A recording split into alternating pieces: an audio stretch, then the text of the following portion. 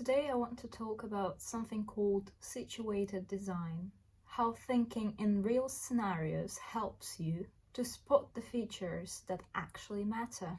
So a user who is calm, focused, and already knows how your product works rarely exists. Real users are walking, switching apps, talking to somebody, getting interrupted, second-guessing their choices. So when we design features, we tend to imagine this clean user flow. Users open the app, follows the steps, and completes the tasks. But in reality, users tend to jump in between apps, tabs, or devices to complete a task and achieve their goal. They may also leave midway and come back later. So let me give you an example. So let's imagine you're going to a place you've never been. So you check Google Maps, you're happy, it's not too far, there's a train station nearby. You open your local transit app to buy a ticket. It also shows you which line to take and live updates that Google Maps doesn't have.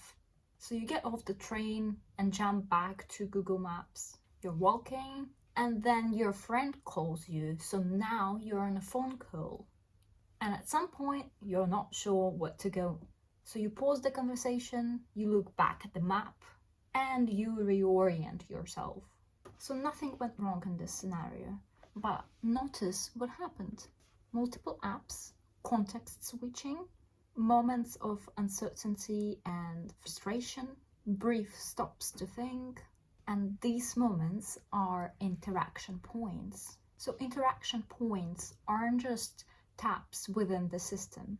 They are the moments where the user hesitates, forgets, gets frustrated, double checks, switches tools, slows down, or feels unsure. And when those moments become stressful, repetitive, or painful, you get breakdowns. So a breakdown is when what the user wants to do doesn't match what the system or your product lets them do. And that's where real opportunities live, because breakdowns signify real struggles and give you concrete data on what to solve next. So if you remember one thing from this video, it's this: breakdowns show you what to design next. So when you talk to your customers, don't ask, what features do you want, or would this be useful? This gives opinions. And instead you want stories, specific examples from the past. So here's the question that's far more powerful. Tell me about the last time you had this problem, whatever problem you're solving. So with this question, you move from in general and hypothetical to something specific, to that last time that something actually happened. And then you start probing. What were you trying to do? Where were you? What tools did you use? What confused you? What did you do next? How did you feel? Just to get the idea of the full context. So imagine you're trying to reconstruct a single minute of your user's life in detail. You want to really know all the details and the concrete context of that specific moment.